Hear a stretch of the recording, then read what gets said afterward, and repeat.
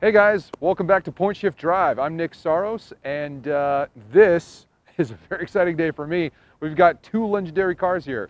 Number one, the E30 M3 from BMW, and of course the E92 M3 from BMW. Both of these cars are amazing for different reasons, and they're linked by lineage, and I want to explore that a little bit. And thank God we got a little bit of dry weather today, so we're going to go for a ride right now.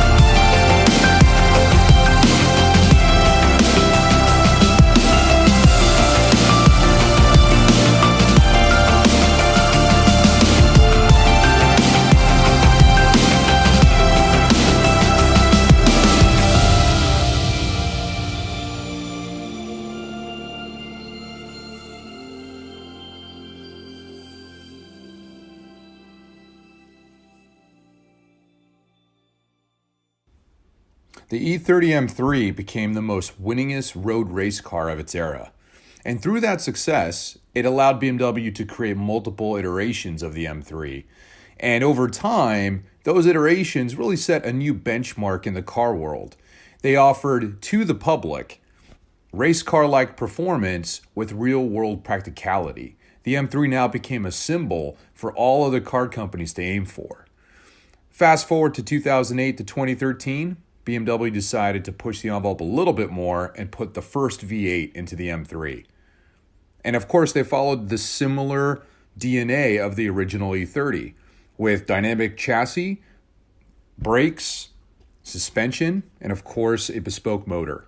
But let's explore that E92 and let's see, is it something that lives up to the hype?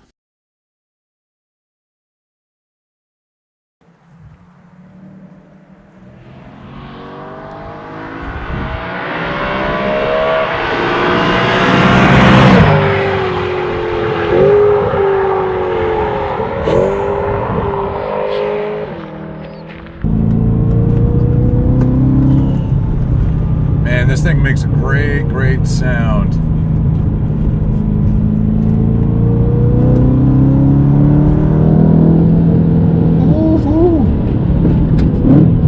Oh, that downshift is phenomenal.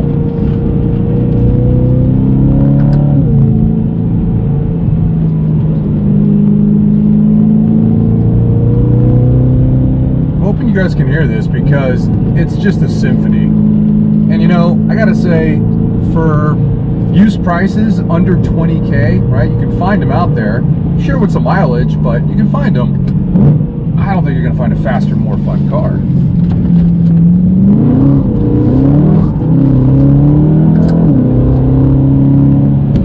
Makes it easy to drift it, you know.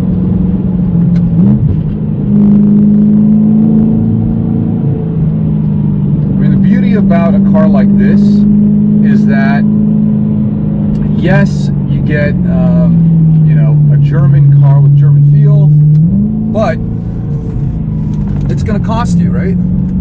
What is it going to cost? It's going to cost you maintenance, potentially some repairs, but quite honestly, these engines are pretty bulletproof.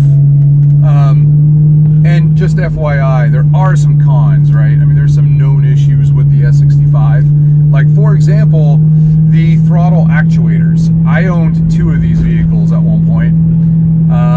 And actually, both had one of each main problem. So one had the throttle actuators, that was a 2008. And the other had the second well-known challenge with these cars, which is the crank bearings, right? So, yeah, I'm not going to tell you that, you know, they're super cheap to own, but if you get one sorted, and I actually think that the one to buy is not one with 40,000 miles, because that's one where it hasn't actually been fixed, right? The bearings haven't been done, throttle actuators are just about to go, more than likely, right? get one with 100,000 miles and, you know, make sure you can find the records if you can. But I think that's the one to buy because that's probably been well sorted, and then you could just drive and enjoy. Oof, that downshift.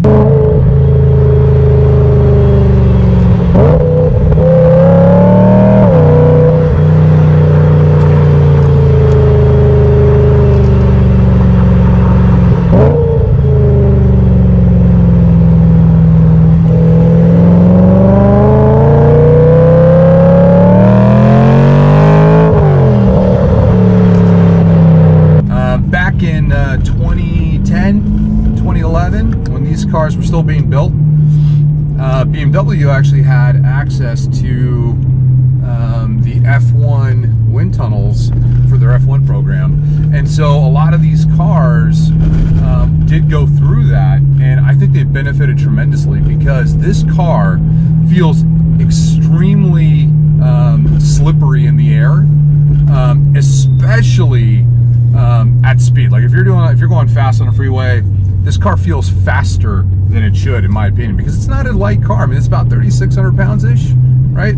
So maybe even a little bit more actually. So that being said, you know, you got to think through that and go, okay, well, how does it do what it's doing? I mean, it's pretty amazing.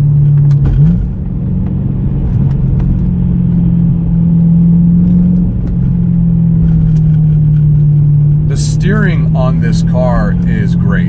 I mean, it's hydraulic, right? And that just gives you feel that cars today don't do anymore. It's pretty amazing. I can basically tell every bump I'm hitting. I can feel it. I can tell which tire is actually feeling the undulations. I can tell where they're pointing. I mean, to a drive enthusiast, that's important.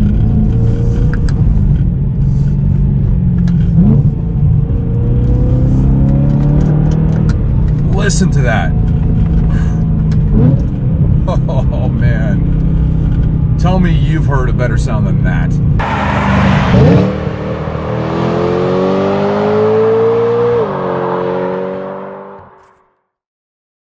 I know I've been giving this V8 motor a lot of praise today, but the S65 revs all the way up to 8,400 RPM and makes the majority of its power on the top half of those rev ranges. That's pretty amazing. Not to mention that it weighs 10 pounds less than the outgoing S54 inline six it replaced. Pretty incredible stuff. Also, this was BMW's first attempt at a dual clutch transmission, and it did it flawlessly.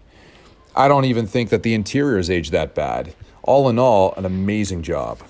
So that's a close-up drive and impressions of the M3. And I'll be honest, it made me kind of miss my other two M3s that I had in the past. They're fantastic cars, and I wouldn't be surprised if I start looking on Craigslist for another one at some point. But for now, let's conclude some stuff. The E30 M3 is all about a visceral driving experience. And that chassis was so well put together for being able to handle and basically enjoy curves, right? This car, I think, has that same ethos built into it. And as a matter of fact, even though it's about double the weight and it's a little bit more than double the horsepower, I still feel those DNA, those roots inside of this car. And I think that's great. Now, here's one interesting thought, is that between this car and the E30, if those two cars had a baby, here's what I think would happen. Right over here.